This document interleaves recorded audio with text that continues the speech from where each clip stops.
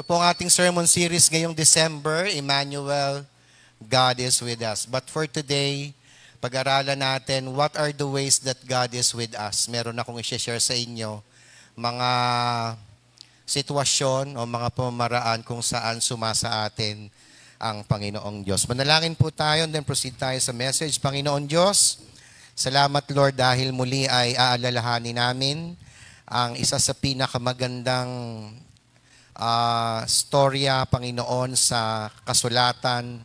In fact, Lord, sa daigdig na ito na ang aming Panginoong at tagapagligtas ay isinilang sapagkat nais niyang tubusin ang kanyang nilikha na napahiwalay sa kasalanan. Ngayong umagang ito, hiling namin ang pangunguna at gabay ng Banal na Espiritu.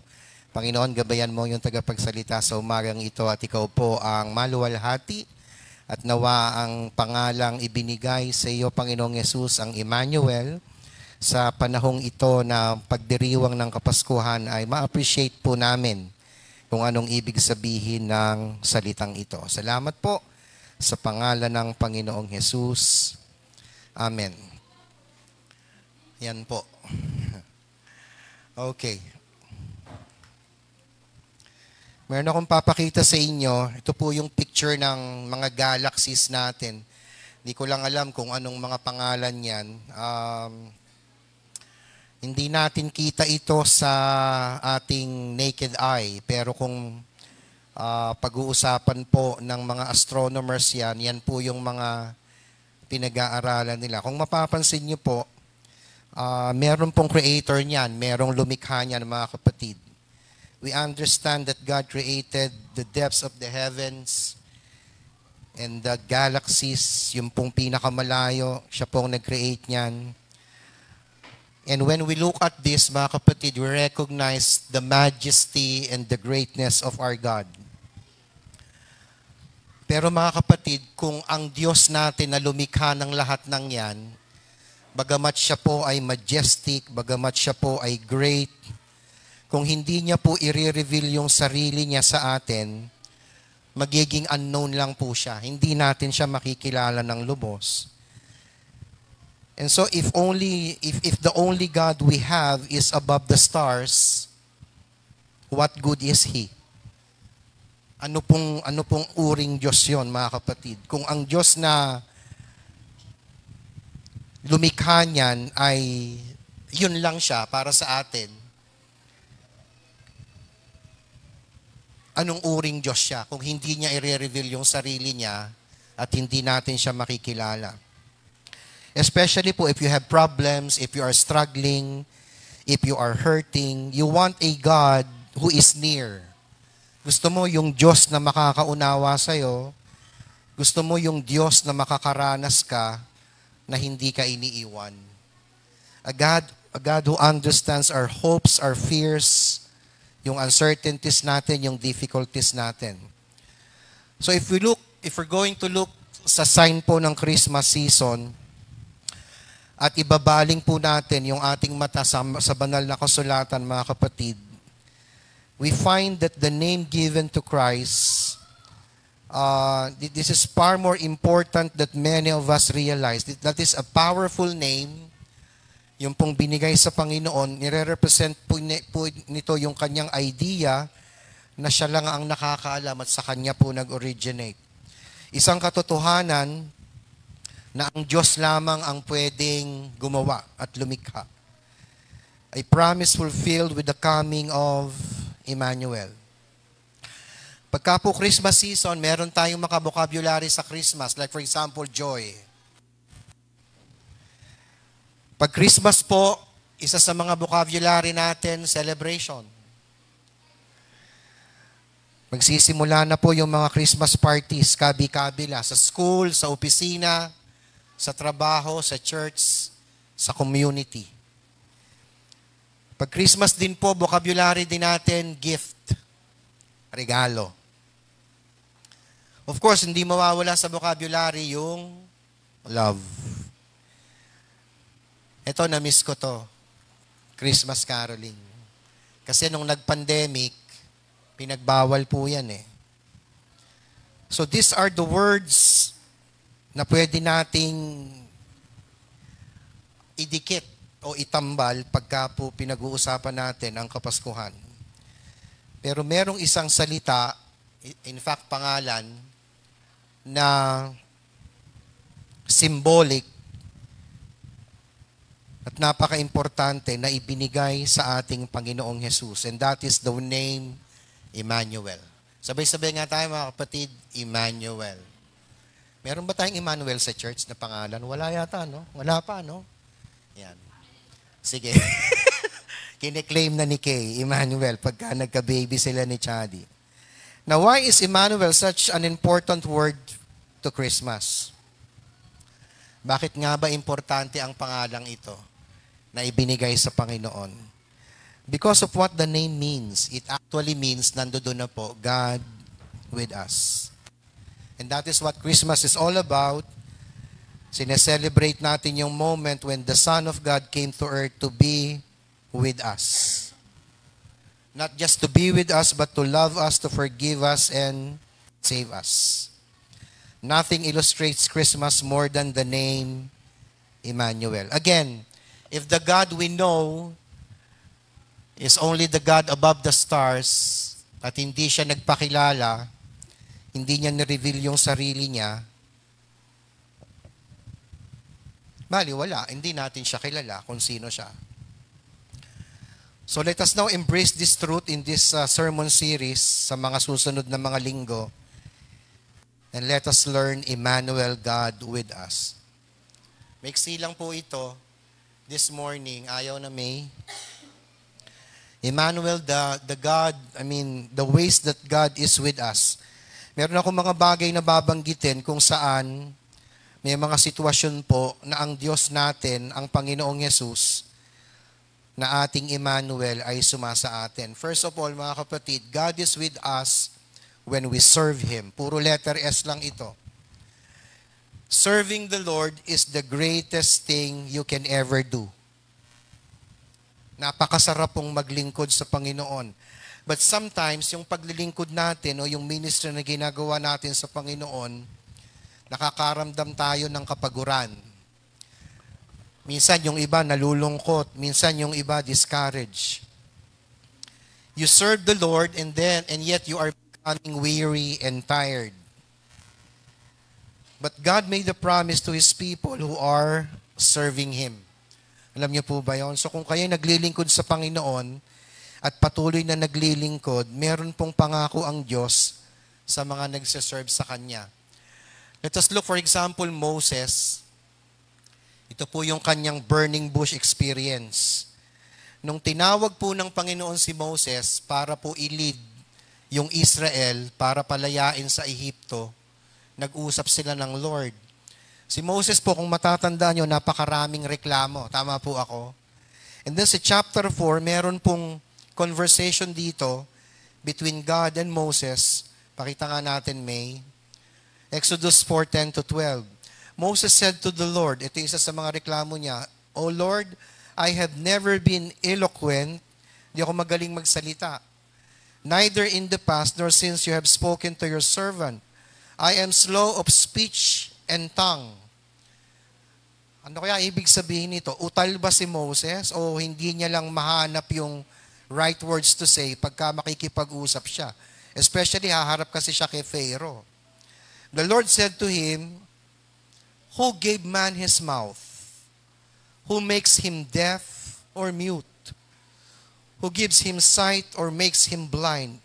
Is it not I, the Lord? Then verse 12, Now go, I will help you speak, and will teach you what to say. So pagharap mo kay Pharaoh, huwag kang mag-alinlangan, huwag kang mag-alala. Kung ang alaala mo, kung ang pinag-aalala mo, slow of tongue ka, slow of speech ka, ituturo ko sa iyo ang mga sasabihin mo sa Kanya. Do not worry what you will say. And so when we serve the Lord, He promised to be with us. Mga kapatid, encouragement lang sa ating lahat. We are not doing service alone. Amen? Kasama po natin ang Panginoong Diyos. Kasi kung mag-iisa ka lang, Totoo yun, mapapagod ka, makakaramdam ka ng frustration. Pero kung alam mo na sinasamahan ka ng Diyos, magpapatuloy ka at magpapatuloy ka. God is with us when we serve Him. Ito pa yung isang katotohanan, mga kapatid. Matthew 28:19-20. Therefore, go and make disciples of all nations, baptizing them in the name of the Father and of the Son and of the Holy Spirit, and teaching them to obey everything I have commanded you. And surely, ano yung promise? I am with you always to the very end of the age. When we serve God by making disciples, He promised His presence to be with us. Lagi po yan, mga kapatid. Kaagapay natin ng Diyos sa ating paglilingkod sa Kanya. Pangalawa, God is with us when we struggle. Hindi po totoo na pag naging Christian tayo, wala na tayong problema. Mawawala lahat yon. In fact, most of you will agree with me, most of you discovered that when you become a Christian, you got some problems you did not have before. Tama ako? Di mo naman dati nararanasan yon, di mo naman dati nararamdaman yon. Pero ba't nung naging Christian ka, wala naman dati, ba't ngayon meron ng ganon? In fact, sino dito walang problema? Taas ang kamay. Now, this is the truth. If you don't have problems, you have a problem. Kung wala kang problema ngayon, may problema ka. Grabe. Sana all. Walang problema. But Jesus promised His presence to be with us in our struggles. Mga kapatid. Hebrews 13, ito po sabi, 5 and 6.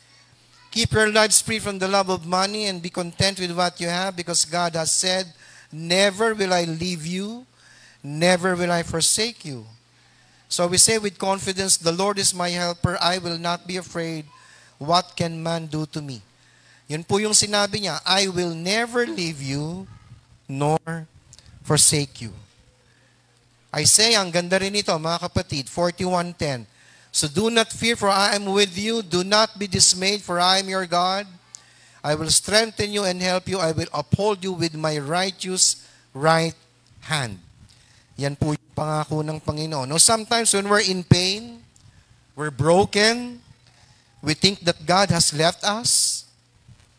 Lalo na yung pagka sobrang sakit nung nararamdaman mo, parang doon ka nakafocus and feeling mo, iniwan ka ng Diyos. Even in brokenness, God has promised to be with us. Tignan po natin tong psalm na ito. Psalm 34:18, the Lord is close to the, everybody, broken-hearted, and saves those who are crushed in spirit. Yung mga naapektuhan ng break-up ni Katniel, the Lord is close to you.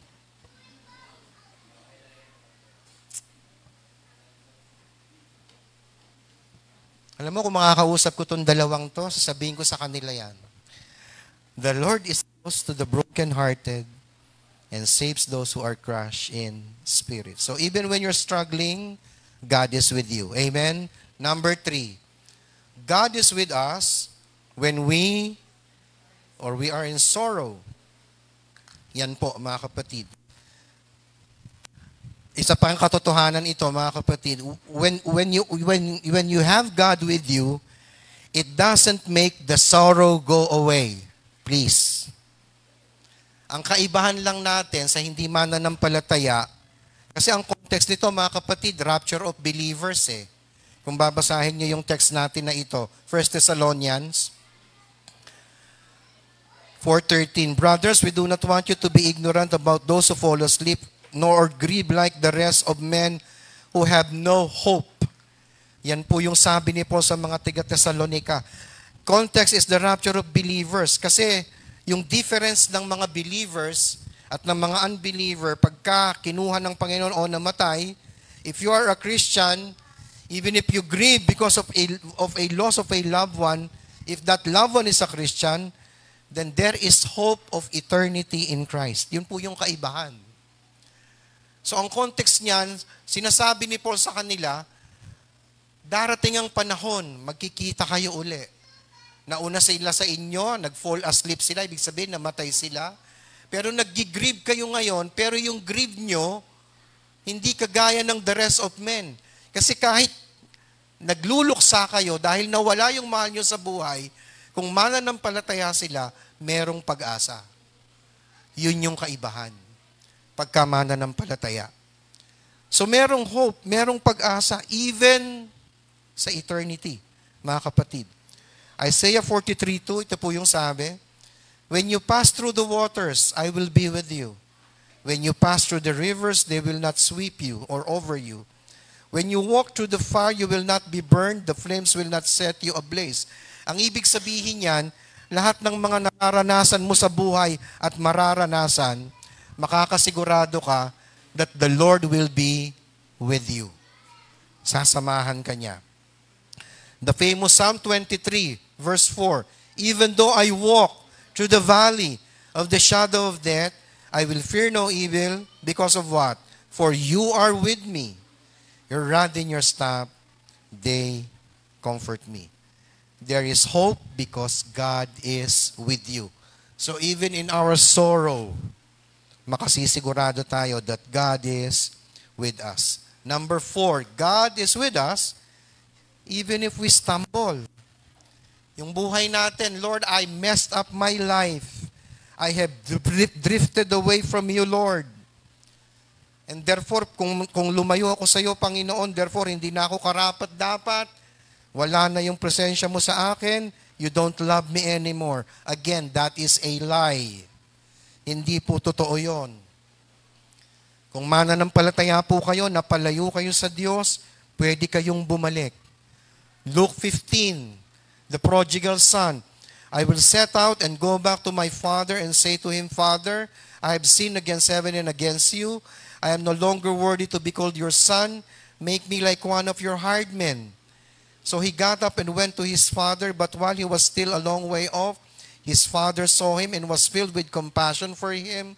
He ran to his son, threw his arms around him, and kissed him. Iniintay siya nung kanyang ama sa kanyang pagbabalik. And please, kung babasahin niyo yung prodigal siya, saan po siya galing? Galing siya sa kulungan ng baboy. So ang putik niya, ang dumi niya, ang baho niya. Pero nung nakita siya ng kanyang tatay, yung tatay ang tumakbo sa kanya papalapit at niyakap siya at hinalikan. God is with us even when we stumble. Yung mga iba kasi natatakot nang bumalik sa Diyos pagka nakapalayo-layo na sila, nagpakalayo-layo na sila. Ang katwiran, naayusin ko muna ang buhay ko. Nakakahiya sa Diyos, nakakahiya sa church. No, you come as you are. Sinare ko po ito nung Sunday sa mga youth. Come as you are. With all your flaws, with all your mistakes, just come as you are. Bakit po?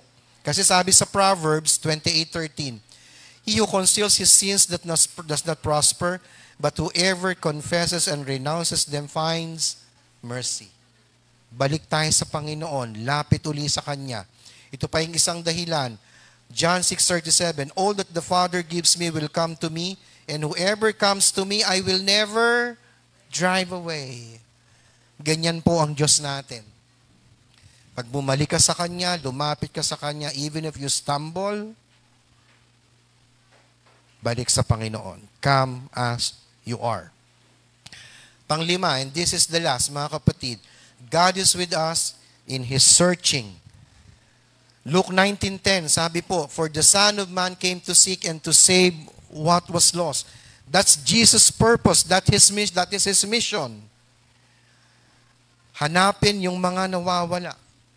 So even when God is searching for us, to seeking the lost, He is with us, mga kapatid. Matthew 1:21, she will give birth to a son, you are to give him the name Jesus. Ito yung purpose, because He will save His people from their sins. Christmas is one of the greatest salvation story ever told. Napakaganda pong balik-balikan at ikwento ang kaligtasan dahil sa Christmas. Christmas is John 3:16. Everybody, for God so loved the world that He gave His one and only Son, that whoever believes in Him shall not perish, but have eternal life. Have you trusted Christ to save you? Have you asked Him to come into your heart to be your Lord and your Savior? Kung namimiss po natin ito, mga kapatid, that we miss the true meaning of Christmas. Kung hindi natin mauunawaan ang mga bagay na ito, then yung Christmas po, ordinary lang. Dadaan lang yan. Magki-Christmas party, kakain, may handaan, magsasaya. Pero kung hindi natin mauunawaan ang tunay na ibig sabihin nito, why God chose to be a man and came to dwell with us, Emmanuel, then we miss the true meaning of Christmas. Let's go to this, mga kapatid. Mamaya pag-usapan nyo to sa live group ninyo. Was there a time that you doubted God's presence? Meron bang panahon sa buhay mo na nag-alinlangan ka tungkol sa presensya ng Diyos? Nasubukan nyo na ba yung hindi magtama yung pangako ng Diyos ng presensya niya at saka yung sitwasyon mo? Na gusto mo right there and then, Lord, gusto ko nandito ka, kasama kita. Pero hindi mo maramdaman. Minsan mahirap yun, ano? Was there ever a time that you doubted God's presence? Now, here's the good news. Again, sabi ng Lord, never will I leave you, never will I forsake you. And this is the summary of the message this morning. Deuteronomy, last verse, 31:8. The Lord Himself goes before you. Pag before you, sino nauuna? Ang Lord. And the Lord Himself goes before you and will be with you. He will never leave you nor forsake you. Do not be afraid. Do not be discouraged. Paalala yan sa ating lahat. If you're going through something today, rest assured that God is with you. Do not be afraid. Do not be discouraged. He is Emmanuel, which means God is with us. Manalangin po tayo. Lord, we thank you. You are with us when we serve you. You are with us when we struggle. You are with us even in our sorrows. You are with us even when we stumble. And you are with us, Lord, because you are searching for lost souls still sa panahong ito. And we thank you, God, for the truth of Emmanuel. God is with us. Napag-aralan namin ngayon na anumang sitwasyon pala ng buhay namin, kasama ka namin. Kaya napakasarap isipin na meron kaming Emmanuel at God is with us. Dalangin ko po, Panginoon, ang GACF sa aking kalagitnaan ngayon, kung ang mga nakaupo rito ngayon ay merong dinaranas, Lord. Hayaan mong ang presensya mo, ang katotohanan ng Emmanuel ay maranasan ng bawat isa sa mga sandaling ito. Totoo, Panginoon, na mahirap maramdaman ang Emmanuel sa buhay namin kung meron kaming dinaranas na mabibigat na pagsubok at dumadaan kami sa mabibigat na suliranin. Pero muli, Panginoon, sa linaw ng iyong salita at sa katotohanan ito, meron kaming Diyos na hindi kami iniiwan at hindi kami pababayaan kailanman. Salamat, Lord. Salamat po sa katotohanan ito. Panginoon, nawa ang Emmanuel na iyong binigay na pangalang binigay sa iyo, Panginoon, ay maging totoo sa amin. Ano man ang sitwasyon ng aming buhay. At sa panahong ito ng Kapaskuhan, may sa puso namin at may sa buhay namin na ikaw ay nasa amin, Panginoon. At dahil doon, magpapatuloy kaming maglingkod, magtitiwala sa iyo. Dahil sa iyong presensyang pangako sa amin. Marami pong salamat, Panginoon. Purihin ka sa umagang ito sa iyong salita. sa pangalan ng Panginoong Jesus. Amen. We have Emmanuel. God is